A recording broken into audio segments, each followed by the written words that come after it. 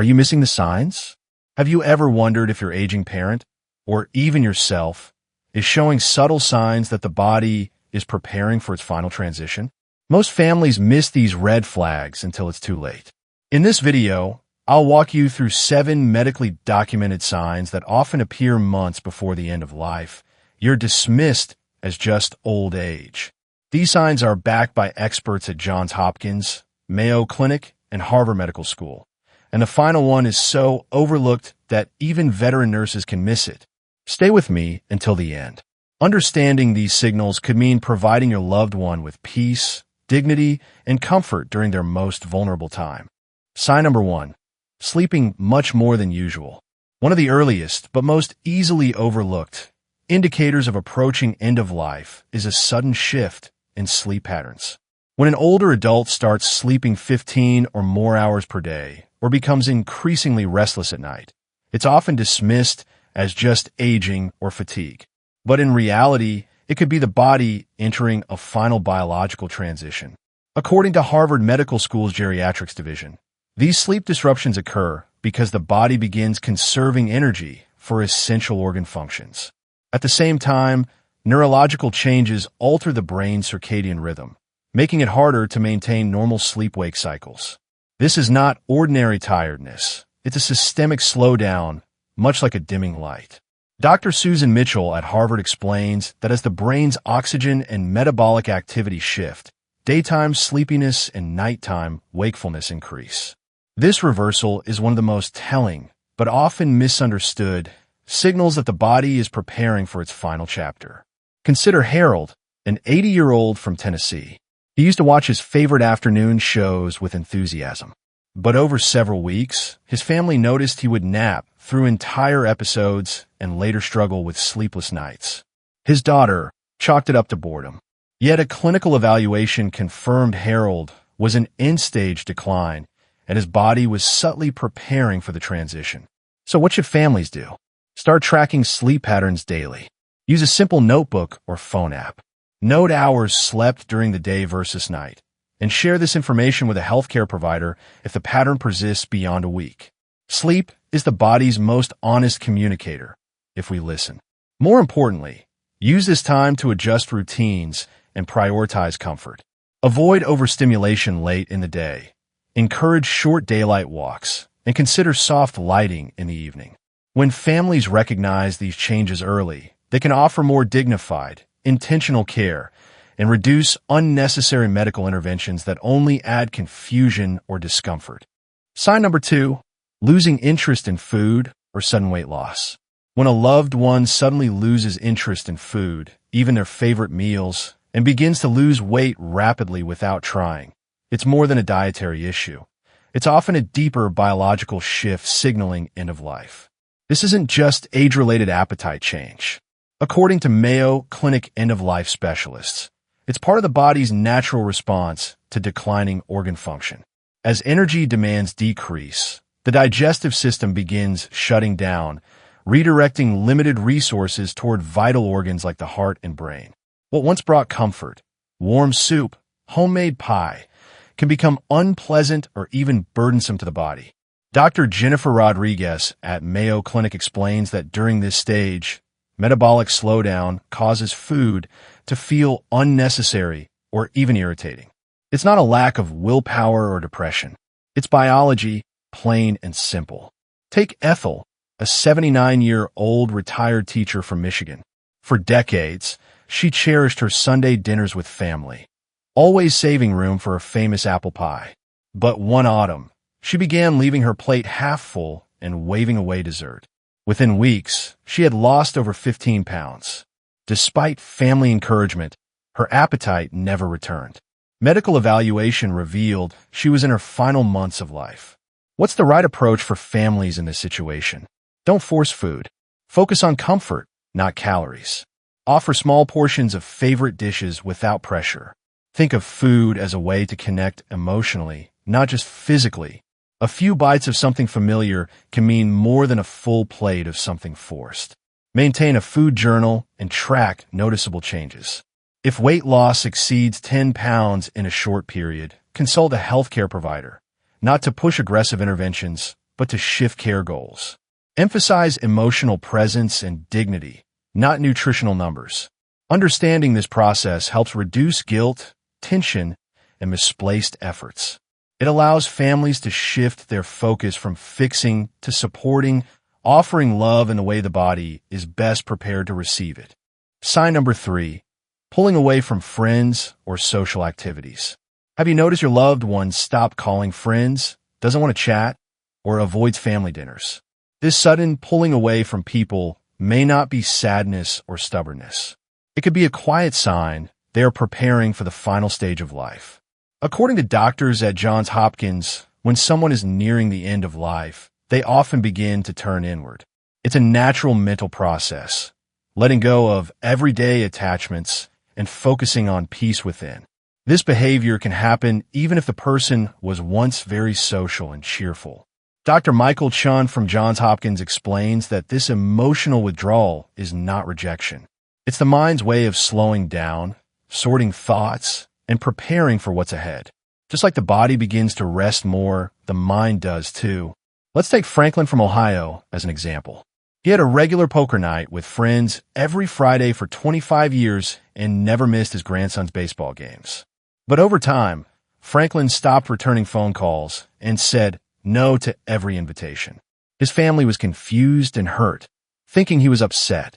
A few months later, doctors confirmed he was entering the final phase of life.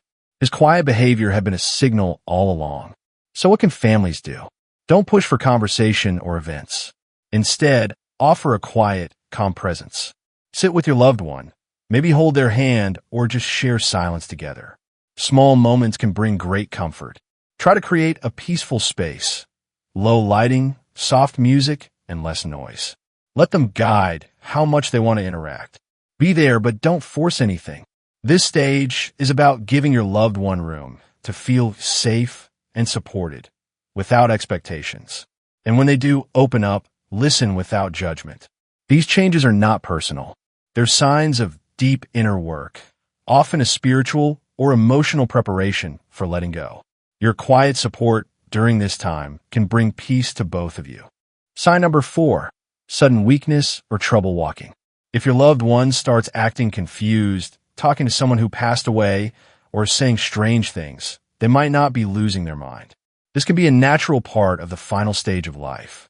Doctors at Cleveland Clinic explain that these experiences happen because the brain is getting less oxygen and nutrients. When that happens, the mind sometimes works differently, mixing memories, dreams, and reality. Dr. Patricia Williams says that near the end, people may see or talk to family members who are no longer alive. This isn't always a sign of dementia or illness. It can be the brain preparing for a peaceful transition. Take Vernon from Florida. He was in his 80s, very sharp, and could still chat about politics or the weather. But some days, he said his late wife Martha was in the room with him, sitting quietly. He would even talk to her, telling the family things she wanted to say. His kids thought it was just grief, but his doctor said it was a normal part of end-of-life mental changes. So what should families do? Stay calm. Don't argue or correct them. Just listen with kindness. If they talk to someone invisible or say something odd, don't panic. It's okay to ask questions gently, but don't try to snap them out of it. Write down what you notice, what time it happened, how long it lasted, and what was said. This helps doctors tell the difference between natural end-stage behavior and serious confusion that needs treatment. Sometimes, the person knows they're confused and will ask for reassurance. Offer it with warmth. Let them know they are safe and loved. If the changes are sudden or upsetting, always call their doctor. But remember, these moments are not always medical emergencies. They can be part of the body and mind getting ready to say goodbye. In this stage, empathy matters more than explanation. You don't need to fix it, just be present. That's the real comfort your loved one needs. Sign number 5, unusual breathing patterns. Has your loved one suddenly become too weak to get out of a chair? Do they now need help walking across the room or holding a coffee mug when they didn't just a few weeks ago? This isn't just getting older. It could be a sign that the body is entering its final stage. The American Geriatric Society explains that in the last months of life, the body starts shifting energy. It focuses only on vital organs like the heart and brain. To do that, it often begins breaking down muscle for energy, especially if the person isn't eating much. This causes fast and noticeable weakness. Dr. Robert Thompson from the Society says this isn't normal age-related fatigue. It's a medical signal that the body no longer has the strength to support regular movement. Let me tell you about Carmen, a retired gardener from Texas. She used to walk to her mailbox and tend her plants every morning. Then, over just a few weeks, she needed help getting up from her recliner. Her hands trembled just holding a teacup. Her family thought she might just be tired or lacking vitamins. But her doctor confirmed it. Her body was entering its final phase. So what can you do? First, remove fall hazards. That means loose rugs, cluttered pathways, or slippery bathroom floors. Install grab bars in the shower and near the toilet. Add a sturdy chair with armrests. These small changes can prevent serious injury. Second, don't push for independence if they're struggling. It's okay to help. Offer support with kindness, not pity. Encourage rest, not exertion. And finally, talk to a doctor or hospice team about what changes to expect. They may suggest mobility aids like walkers or bedside rails and help you create a safe, comfortable environment. Remember, when someone suddenly becomes weak, it's not always because they're lazy or not trying. It's often a clear sign that the body is slowing down. And when we recognize that, we can offer the kind of care and dignity they deserve. Sign number 6, breathing pattern changes. Have you noticed your loved one breathing in a strange new way? Sometimes too fast and too slow? Or maybe they take long pauses between breaths, even while resting. These breathing changes can be silent signs that the body is preparing to shut down. Doctors at the National Hospice Foundation say that as the heart and lungs become weaker, the breathing rhythm changes. It's the body's way of adapting when oxygen delivery slows down. Dr. Linda Garcia explains that this pattern, fast breathing followed by deep pauses, is known as Cheyne-Stokes breathing. It's not painful, but it's a sign that the body is using its energy differently and that the lungs may no longer be working at full capacity. Let's take Raymond, a retired teacher from Georgia.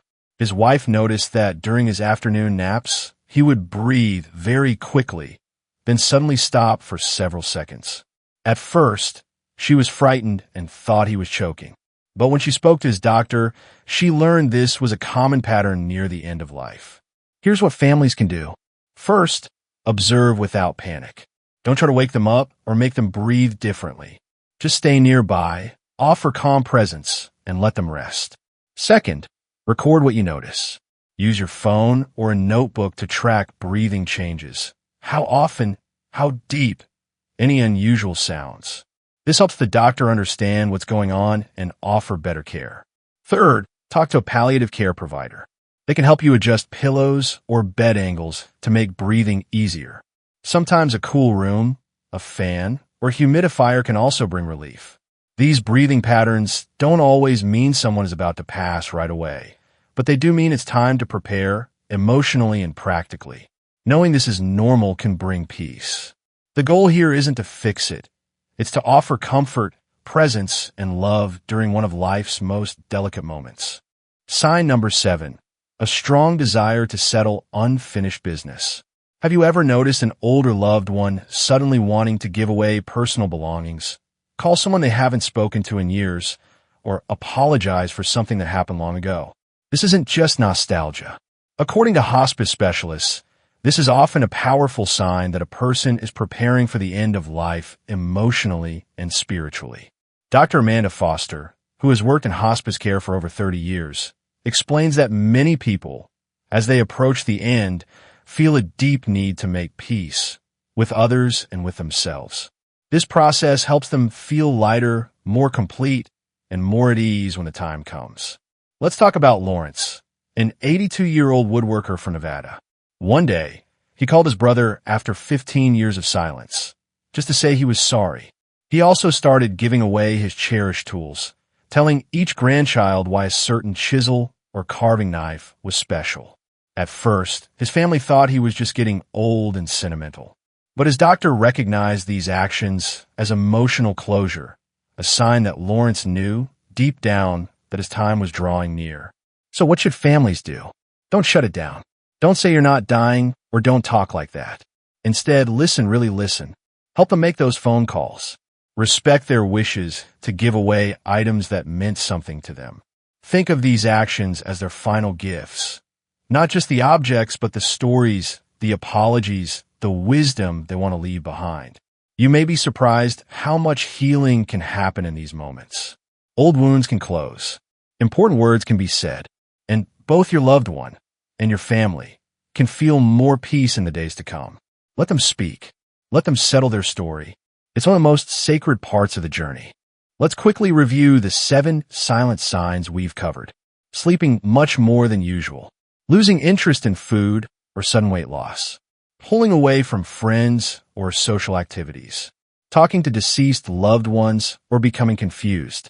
Sudden weakness or trouble walking. Unusual breathing patterns. A strong desire to settle unfinished business. These signs don't mean your loved one has given up. They mean the body and mind are gently preparing for what's to come. When we recognize these signs, we can respond with love, care, and calm, not fear. So what can you do? Start by talking openly and kindly. Let your loved one know they're not alone. Create an environment that's peaceful, safe, and full of warmth. Focus on comfort, not correction. Presence, not pressure. If any of these signs sound familiar, drop a comment below and share your story. It might help someone else feel less alone. Subscribe to this channel for more simple, compassionate guidance for elder care and end-of-life support. And if you know someone who is currently caring for an aging parent, share this video. This kind of understanding can make all the difference. The end of life is not just about letting go. It's about showing up with wisdom, kindness, and love. Let's walk this path together.